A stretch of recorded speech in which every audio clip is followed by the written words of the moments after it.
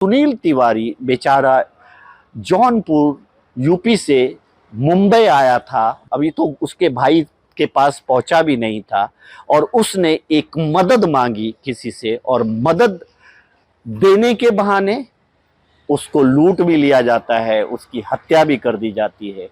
जय हिंद दोस्तों, मैं हूं आफ्ताब खान और आप देख रहे हैं सिटी हेडलाइंस न्यूज। दोस्तों, एक युवक जिसकी उम्र 34 साल थी, वो अपने गांव यूपी से यानी जौनपुर के यूपी से वो मुंबई आया। और मुंबई में आपको पता है, जब लोग मुंबई उतरते हैं तो लोकल ट्रेन से सफ़र करते हैं और मुंबई उतरने के बाद वो युवक भी लोकल ट्रेन से सफ़र करके नाला सुपारा अपने भाई के घर जा रहा था। वो युवक गूंगा भी था, बहरा भी था, यानी कि एक तरह से एक मजबूर इंसान था। वो उसने ट्रेन पे ही बैठे एक 21 साल के युवक जिसका नाम यशवर्धन झा था, उससे मदद मांगी, ये बोलते हुए कि उसके पास मोबाइल फोन नहीं है, इसलिए वो उसके भाई को, यानी उसने यशवर्धन से कहा कि आप मेरे भाई को फ़ोन करके नाला सुपारा स्टेशन बुलवा देंगे तो बड़ी मेहरबानी होगी।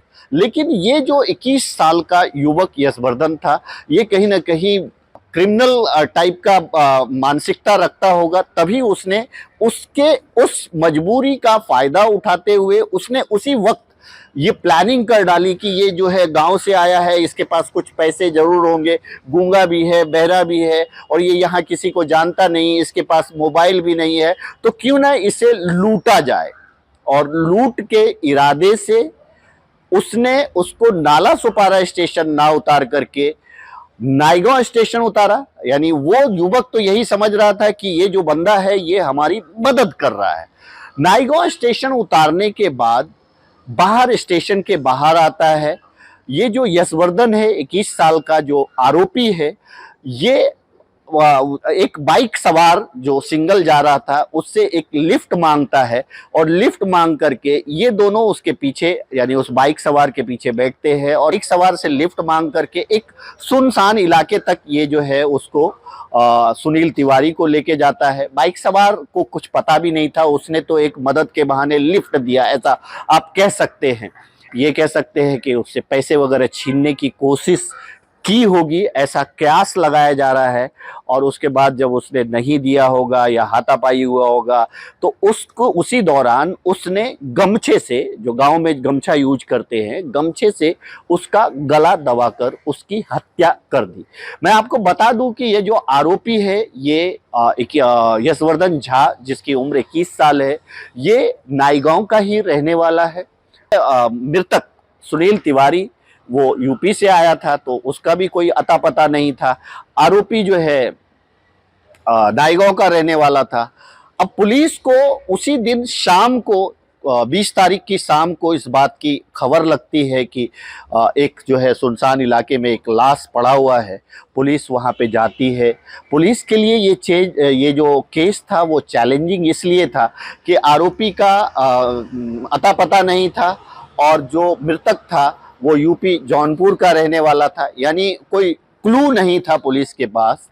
लेकिन फिर भी क्राइम ब्रांच, पुलिस की जो क्राइम ब्रांच टीम है, उसकी पूरी टीम, यानी इसमें एक टीम वर्क हम बताएंगे, सारी पूरी टीम के लोगों ने मेहनत किया, सीसीटीवी खंगाले, सर्विलांस के जरिए किसी न किसी तरह से उस आरोपी तक पुलिस 72 घंटे के अंदर पहुंची और उस आरोपी को पुलिस ने गिरफ्तार किया। गिरफ्तार करके सलाखों के पीछे डाल दिया। आइए जानते हैं कि डीसीपी क्राइम अविनाश अंबुरे जी ने इस मामले में और क्या कहा। 30 तारीख को शाम को 5 बजे हमें एक इन्फॉर्मेशन मिली कि एक अज्ञात इस्म का खून हुआ है, मर्डर हुआ है।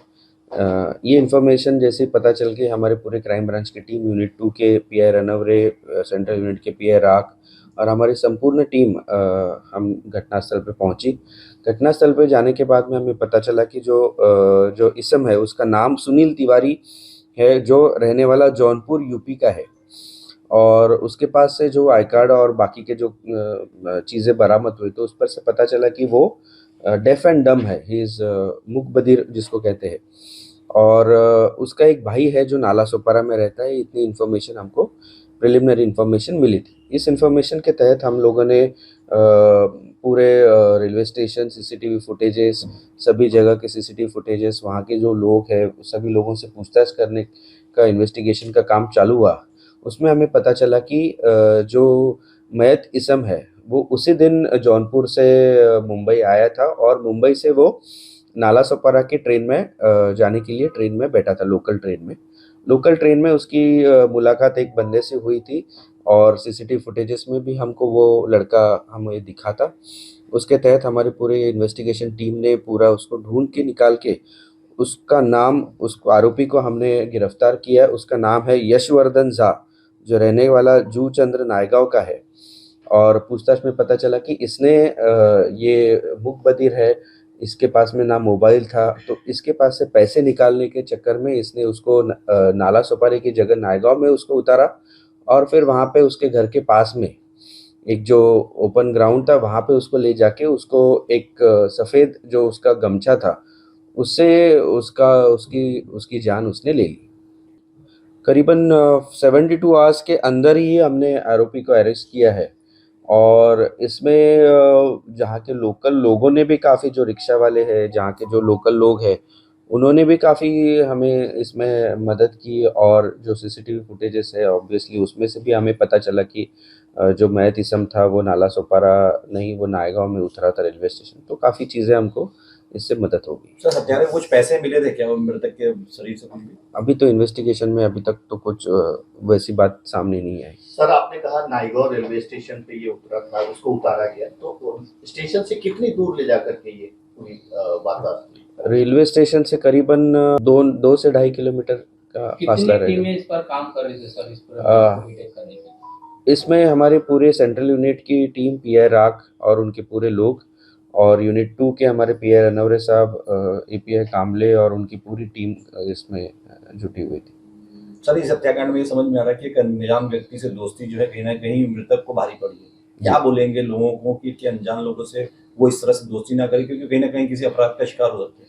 बेहद बहुत ही अच्छी आपने बात कही है कि अनजान लोगों के पास में हम लोग बात करते हैं, रेलवे में मिलते हैं और वो सहायता करता है, करने के बहाने उनको जहाँ जाना है उसके ना जाके दूसरे रेलवे स्टेशन में उसको उतार के वहाँ पे उसको पैसे निकाल के उसका ये मर्डर किया जाता है। तो ऐसी वारदातें बचने के लिए अनजान लोगों से थोड़ा सा फासला रखें और अपने जो परिजन है, जो रिश्तेदार है, उनसे सतत संपर्क में रहे ताकि आप कहाँ हैं, कहाँ जा रहे हैं, उसकी मालूमात आपके रिलेटिव्स और आपके नज़दीक के लोगों को मिलती रहे। और कभी भी आपको लगता है कि पुलिस की सहायता अगर आपको जहाँ पे चाहिए तो 100 नंबर पे ज़रूर कॉल कीजिए ताकि पुलिस आपकी मदद के लिए हमेशा आपके लिए आ सके।